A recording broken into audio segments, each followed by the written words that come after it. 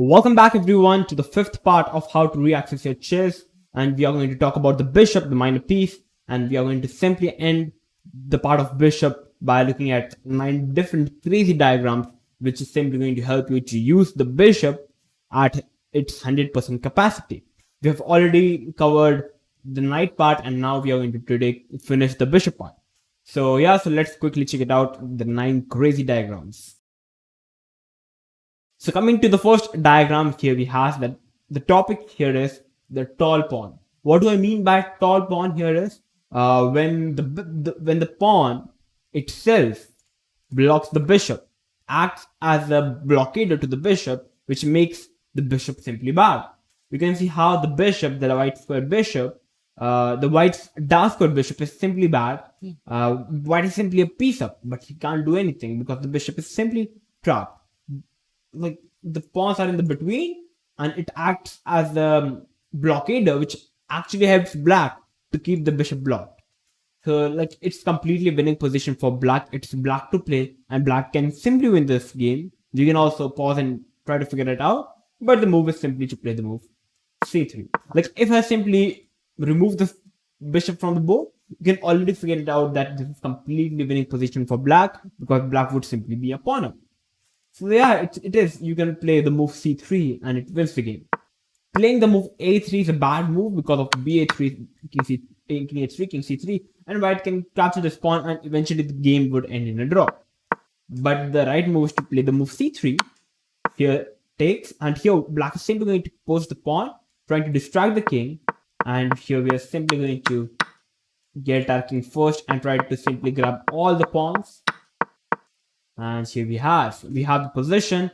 This is completely winning. It's a zugzwang. White have to move, and once white moves the king, black can simply capture the pawn and make a queen, and it's completely winning position for black. So this was the first diagram. You can see how white's own pawn is simply blocking the bishop, which acts as simply a bad position for white. So this was the first diagram. So now let's move to the second diagram. So coming to the second diagram, here we have a game. We are going to discuss the game, not in much detail, but yeah. We are going to just skip the opening part. We have the standard English opening, and white's idea is pretty much serious. He wants to play f4. That's the reason he put the knight on e2. He plays the move f4, f5, bishop e3, and he simply starts to roll the pawn on the king side. Knight h5, knight b5, pawn push, and like from here, white starts to play a good game. In this position, white first played move f6, and now you can see how the bishop simply becomes a bad piece, like bishop h8. And you can see how the pawn acts such as superior pieces compared to the bishop. The bishop is simply a bad piece, and we can consider it as a pawn because it can't do a thing in this position. There is no space for bishop to move, and it is completely a dead piece. We can already consider that white is simply a piece up. So after bishop h8, white simply went on to win the game after bishop f3, knight f4, because then it is the only square for the knight, and white went on to be a pawn up, and eventually black blended this, and like black is having no space to go, so he have to give up the queen, and eventually black lost the game. So you can see how you must find such moves like playing the move f6. Like there are many cases. Like whenever you are trying to attack, you never try to block up the position because you feel like after bishop h8, suddenly white's all attack is gone because white's own pawn is simply acting as a blockader to black, which is eventually helping black.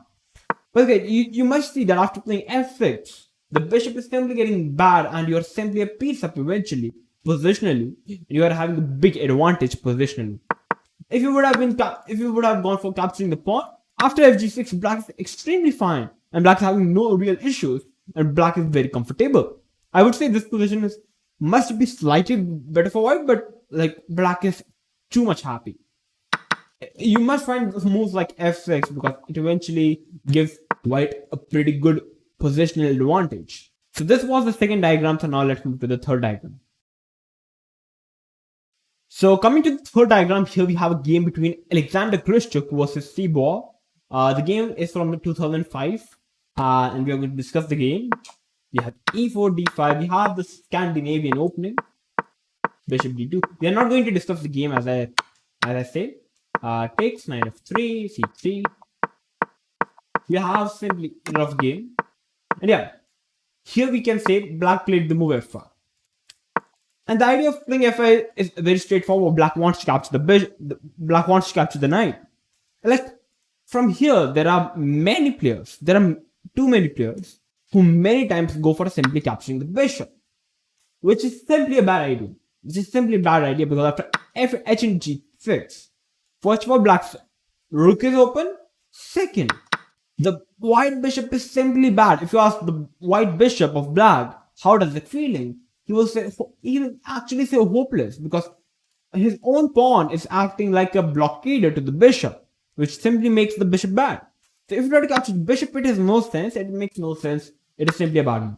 So you must always try to play a move like knight g2. Definitely, it looks like you are simply retreating your piece, but sometimes retreating the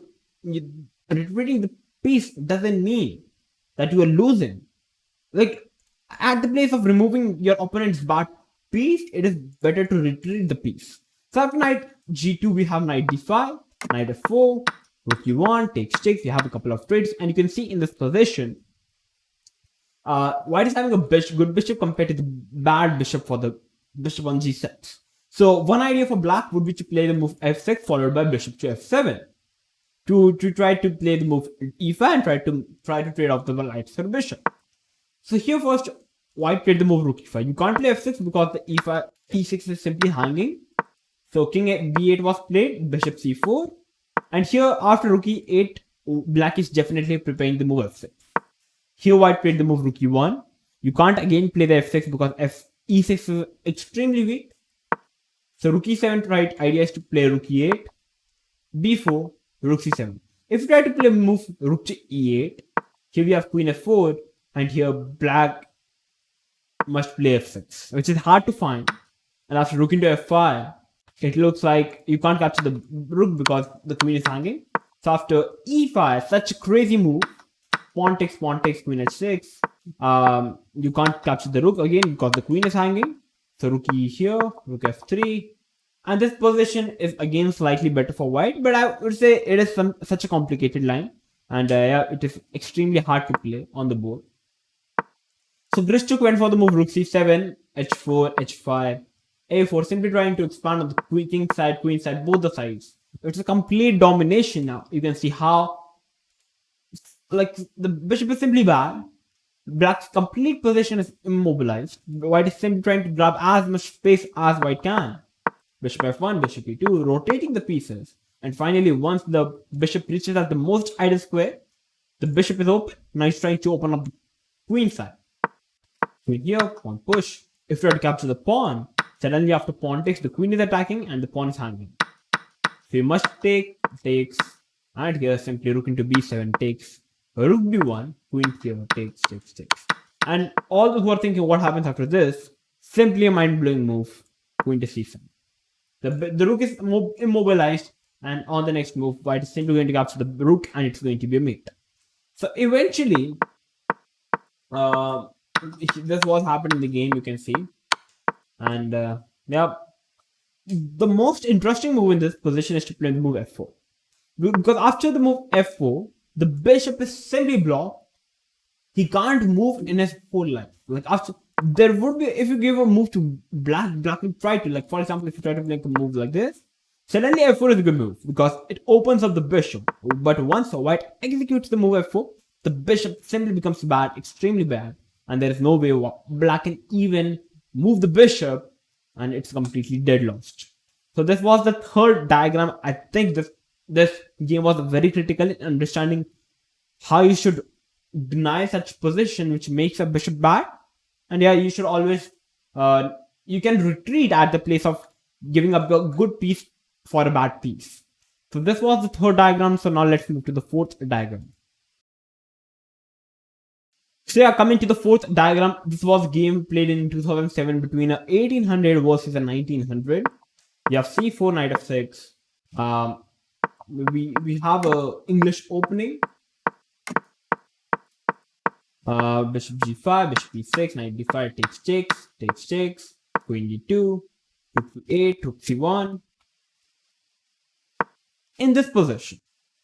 From this very position, if I give you this position, like, okay, like for example, it's your move, you have white. What are you going to play in this position? You can take a deep thought and you can try to find the move. It's a very, very good move. Yeah, so you must pause the video and try to find the move. Okay, so all who have came up with the move, bishop h3, that's the most beautiful move in the position. There are many ideas of playing the move bishop to h3.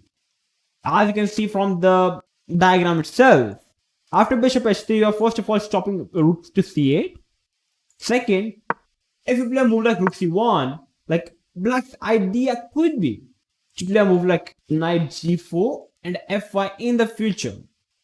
Okay, all the queen is hanging, but like in such manner if the queen moves in the future. But after playing the move bishop h3, stops everything. It's such a good move. The bishop feels suddenly alive. The bishop is covering all the light squares. It is extremely happy piece compared to the bishop on g2 staring at its own pawn.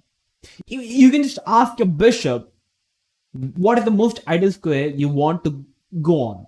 So bishop would definitely say the move h3. Whereas the white played the move rook c1, queen b6, f4, knight d7. Like a bad move, knight to g4 would have been a better move.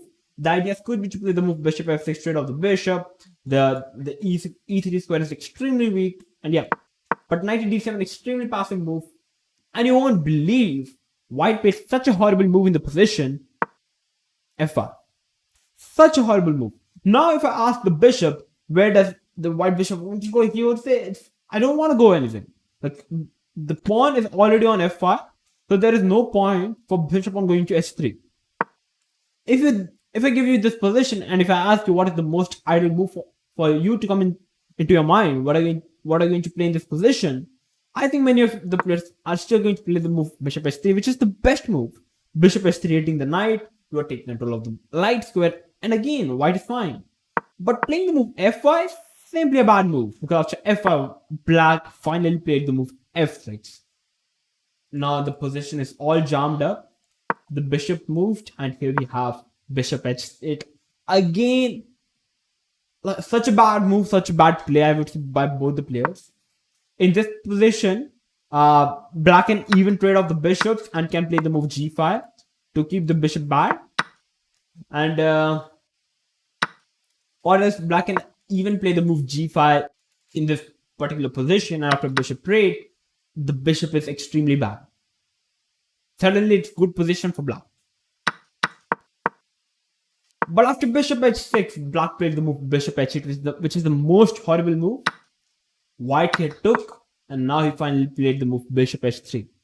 And now it's good position for white. White played the move b4, a3, queen c2, queen to d2 again, check, h4.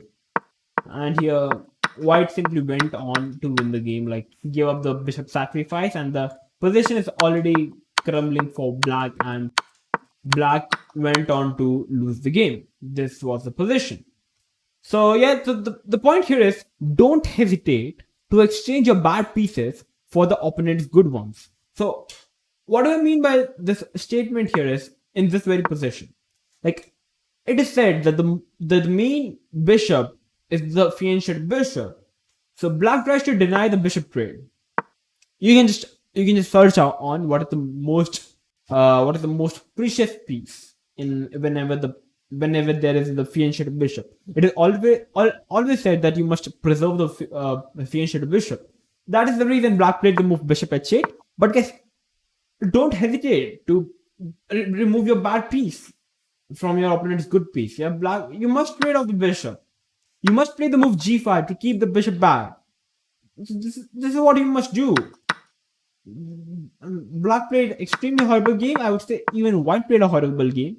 But okay, once black played the move bishop h8, I would say white played simply a beautiful game, and white went on to win the game. So this was the fourth diagram, a very critical diagram. You must know this stuff of putting the bishop to h3 in critical moments. So yeah, this was the game. So yeah, now let's move to the fifth diagram. So yeah, coming to the fifth diagram, here we have bishops of opposite color. So in this position, I would say white is having 5 pawns, black is having 3 pawns, white is having 4 bishops of the same color, black is having 1 bishop. Though it is like it's not really possible this position in an actual game, because white would simply promote to a queen. But yeah, still this position is completely drawish.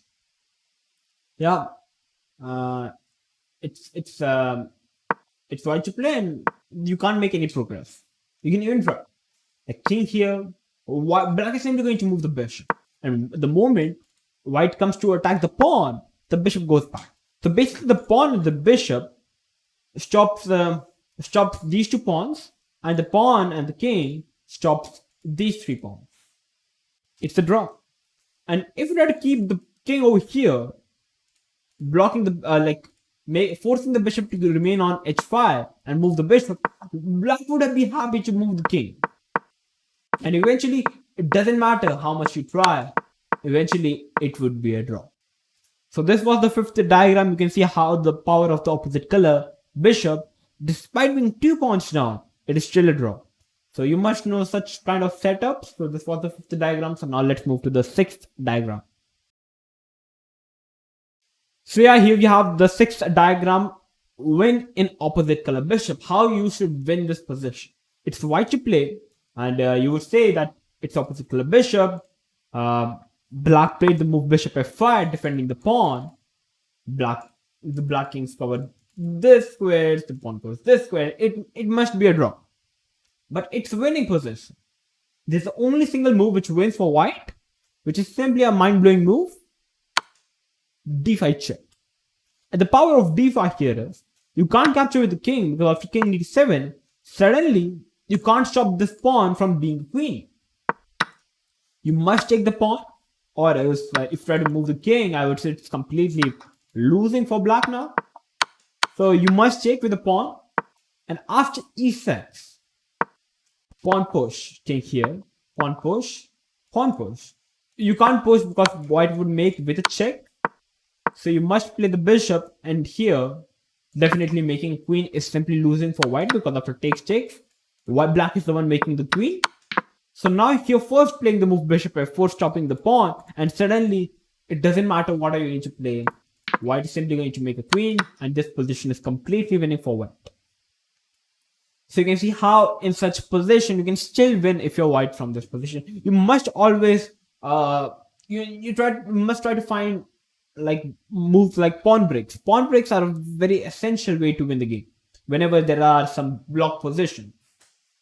At the first glance, you won't ever think to push the pawn, but eventually that's the main reason of winning the game for white. Like if you want to win this game in the opposite color bishop endgame, you must try to create a pass pawn. And how you're going to create the pass pawn? You're going to push the pawn, and you're going to make a pass pawn, and eventually you're going to win the game. So this was the 6th diagram. So now let's move to the 7th diagram. So guys, coming to the 7th diagram, here we have removing the opposite color bishop when pawn up. What do I mean by here is, now first we are going to discuss a game. This game is from the Repressive versus Ottawa. I'm not sure that I'm pronouncing their names right, but yeah, this game was played in 2007, and yeah, both the players are extremely strong. Must be e4, c5. We have a kind of Sicilian, and here white played a very sideline. I don't know. Queen f3, f4, just sacrificing the pawn. Queen f3. I think you like this game actually. You can go and play it on. I think it's a very beautiful sideline. Takes here, giving the bishop, having a bad position now, bad pawn structure. Knight e2, short long castle, knight here, took here, takes. We have this position. We are not going to discuss the opening much, but we want to come to the main part. Yeah, so here we have the position after 28 move. Black captured the rook with the bishop, and here white is simply a pawn. You can already claim the position is better for white. And if you give white move, white's plan is to play the move king c4, king b5, king a6, and try to capture the pawn and try to win the game. That's the most ideal situation for white. But the moment your king reaches on b5, black is simply going to capture the pawn and it would be a draw. So like many players in this position, try to play king c4. But after king b7, after knight c7, you can't really make any progress because it's a block structure. It's a draw. Like you can, white is still better, but what loss is all completely winning advantage. So what should be the move white should play in this position? Like whenever you are a pawn up, try to remove the opposite color bishop if you can. Like as I told in the start of the 7th diagram, removing the opposite color bishop when pawn up. So what do I mean by this? In this position, you can simply take off the knight. And after takes, you can see how the opposite bishop scenario is simply gone. Now it's knight versus bishop and you're pawn up, which is a much healthy position for white. And now after this position, white can play the move knight f4. The idea is to play knight g6, hit the king and the bishop.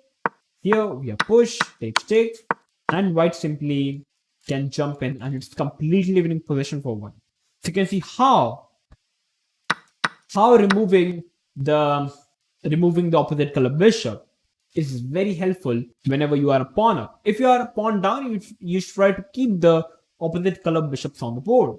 Like there are many players who try to play something else, and the moment they play something else, knight c7, and suddenly they lost this opportunity of removing the opposite color bishop, and eventually they get only half point. So that's a bad idea. You must try, if you are pawn up, you must try to remove the opposite color bishops. You must try to remove his bishop, or you must try to remove your bishop. So this was the 7th diagram. So now let's move to the 8th diagram. Okay, so we have the 8th diagram on the board. It's a very messy position, I know. So I'm going to explain to you. So what is happening in this position here? White is having 6 pawns, black is having 4 pawns. So technically, white is 2 pawns up. Bishop and the pawn simply prevents these 2 pawns.